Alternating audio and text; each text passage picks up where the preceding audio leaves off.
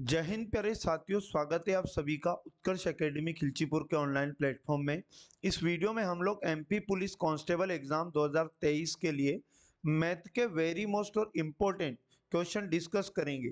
प्यारे साथियों, 4 सितंबर सभी शिफ्टों पर आधारित जितने भी संभावित प्रश्न आगे की शिफ्टों के लिए बन सकते हैं वे सभी इस वीडियो में हम लोग डिस्कस करेंगे।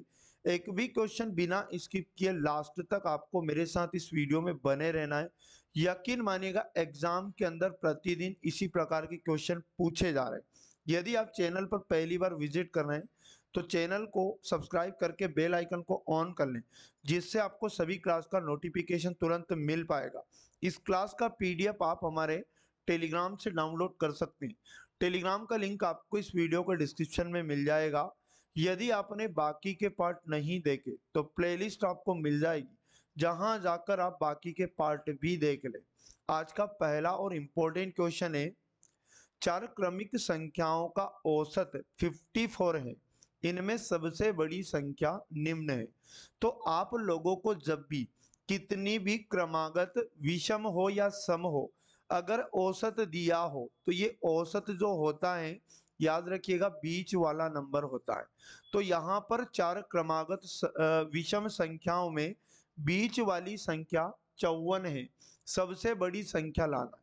बाकी यहाँ बोला विषम, तो ये 54 तो सम है, तो अब 54 के बाद की दो विषम संख्या, यानी एक तो 55 होता है और उसके बाद एक 57 होता है, और 54 के पहले की दो विषम संख्या 53 होगा और उसके पहले 51 होगा। तो ये चारों विषम संख्याएं आप बना लो। क्वेश्चन में पूछा सबसे बड़ी, तो सबसे बड़ा कितना हो जाएगा? 57।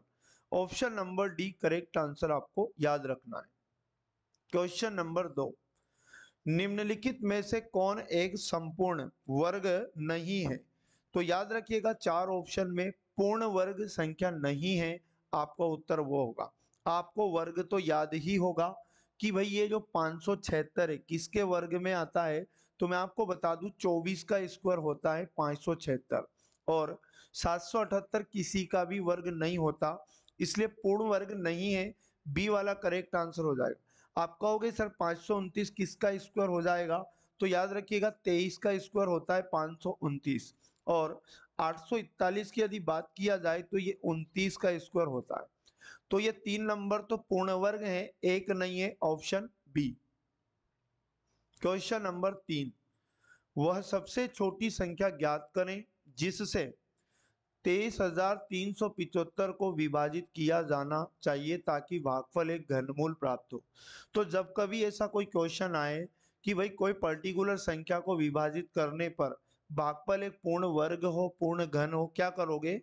जो दी गई संख्या है 30,375, इसके फैक्टर कर लेना है। कैसे फैक्टर करोगे? जैसे इसे 5 से काटा, 5 छके 30, 0, 5 साते 35 और 50 25। फिर 5 से डिवाइड करेंगे, 5 1 जा 5, 1 हो जाएगा, 5 2 जा 10, 5 एक कम 5, यहाँ 2 बचेगा, 50 25। फिर 5 से कटेगा, 5 दूनी 10, 2 बचा, 5 चौक 20, एक बचेगा, 5 3 15। अब यहाँ 5 से डिवाइड नहीं होगा, 3 से करो, 3 8 24 और 3 कम 3। फिर 3 से काटेंगे, 3 दूनी 6, 2 बचा, 3 7 21, 3 से काटेंगे, 3 9 27, और 3 से डिवाइड करेंगे, 3 3 जा 9, और 3 से डिवाइड करेंगे, 3 1 जा 3। क्या करो, इनको हम कैसे लिख सकते हैं? इस संख्या को 5 गुणा 5 गुणा 5। 5 कितनी बार आया? 3 बार। 3 कितनी बार आया? तो 3 गुणा 3 गुणा 3, और उसके बाद 5 बार आया, टोटल 3 गुणा में 3 गुणा में 3। तो यहां पर मैं बता दूं, अब देखो क्या करना है, पूर्ण घन की बात कर रहा है, घनमूल प्राप्त हो। तो कोई भी पूर्ण घन संख्या बनाने के लिए उसके जो फैक्टर है वो 3 3 के जोड़े में होना चाहिए। ये 3 3 के जोड़े वाले नंबर रख लो जो 3 3 के पेयर तक है।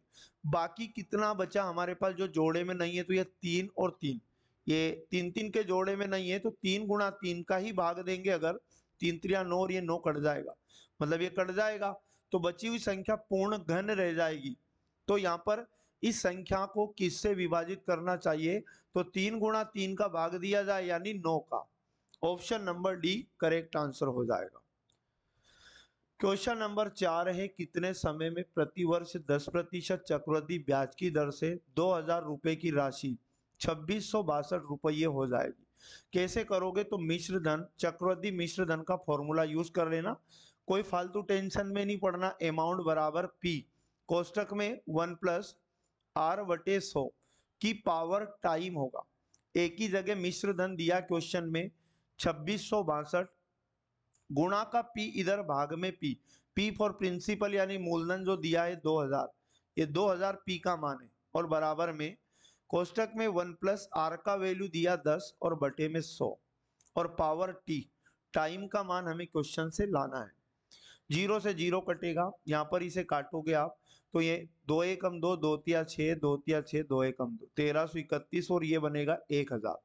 अब क्या कर सकते हैं अपन? 1331 और 1000, 1331 तो 11 का क्यूब होता है और 1000 10 का क्यूब होता है, तो 11 बटे 10 की पावर में 3 कर सकता हूँ, क्योंकि इसका मतलब 1331 बटे 1000 ही है।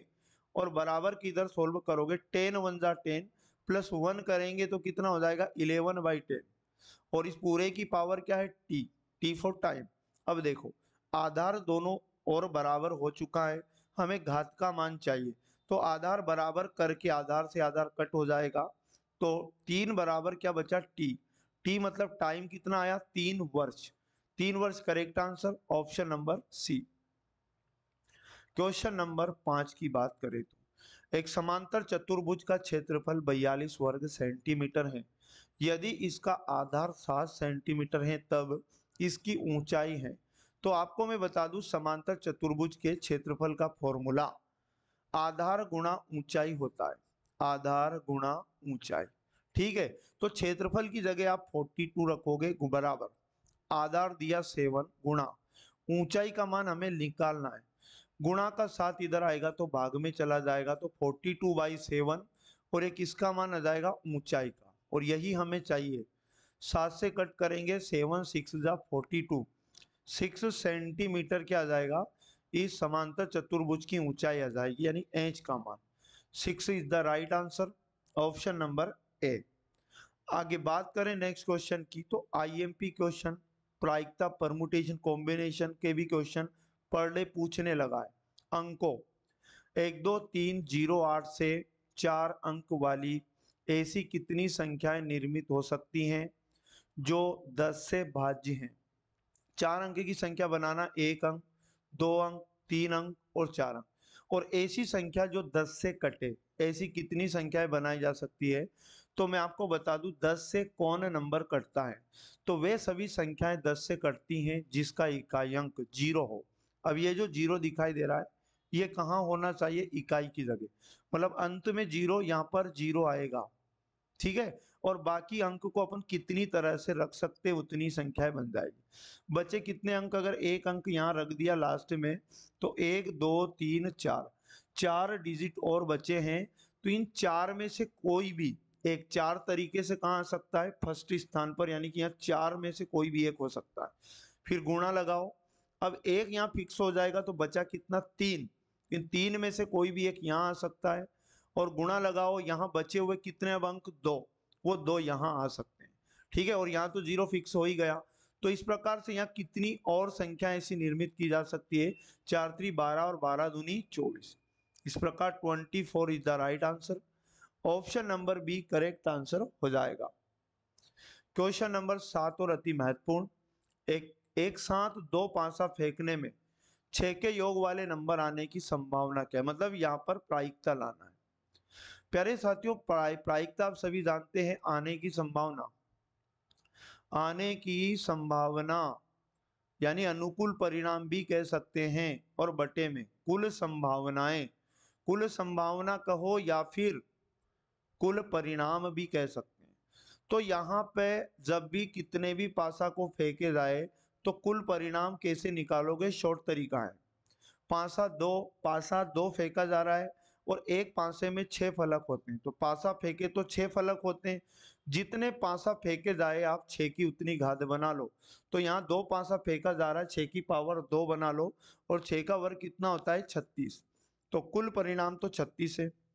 क्वेश्चन ने कहा अब आने की संभावना, तो देखो 6 योग बने ऐसी कौन सी संख्या है? अगर पहले पांसा पर 1 आए और दूसरे पांसा पर 5 आए तो योग 6 बनेगा।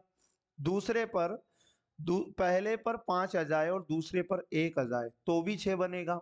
इसी प्रकार अगर बात करें 2 आ जाए पहले पासा पर और दूसरे पासा पर अगर कितने आ जाए हमारे पास 4 तो भी योग 6 बन रहा है।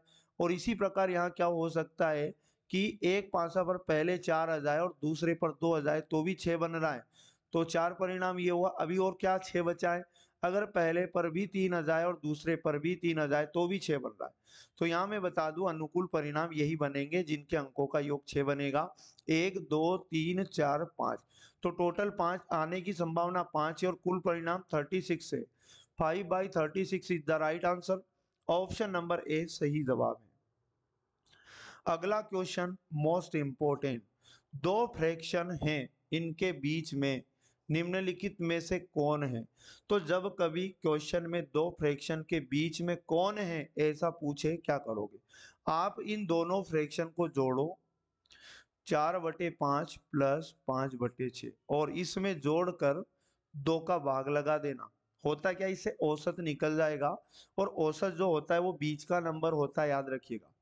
अपन पहले ऊपर वाले को जोड़ेंगे दोनों फ्रैक्शन को तो 5 और 6 का लघुत्तम कितना होगा? 30 और 5 का भाग 30 में 5 छक्के 30, 6 चौक 24 और प्लस यहाँ पर 6 पंज 30, 5 आम 25 और बटे में कितना है तो यहाँ पर 2 ही रहेगा। अब यहाँ पर ऊपर वाले को जोड़ेंगे 5 4 9, 2 2 4, 49 ऊपर बना बटे में ये 2 30 के मल्टीप्लाई में आ जाएगा तो 30 गुणा 2 हो जाएगा। इस प्रकार 49/32 जा होता है 60, 49/60। Option number D, answer number D इसका बिल्कुल सही जवाब है। Option number D. अगला क्वेश्चन है 9 नंबर और अति महत्वपूर्ण क्वेश्चन। ड्रेसिंग टेबल का क्रय मूल्य ज्ञात करें। यदि 1235 रुपये में बेचने पर व्यापारी को 347 रुपये का लाभ होता है। प्यारे साथियों, लाभ के केस में क्रय मूल्य लाने का कंसेप्ट आपको पता होगा। लाभ के केस में क्रय मूल्य जो होता है वो होता है विक्रय मूल्य यानी सेलिंग प्राइस माइनस क्रय मूल्य यानी कॉस्ट प्राइस। तो अपने को सॉरी माफ करना, लाभ आएगा यहाँ पर, विक्रय मूल्य माइनस लाभ, तो हमारे पास क्रय मूल्य निकल जाएगा।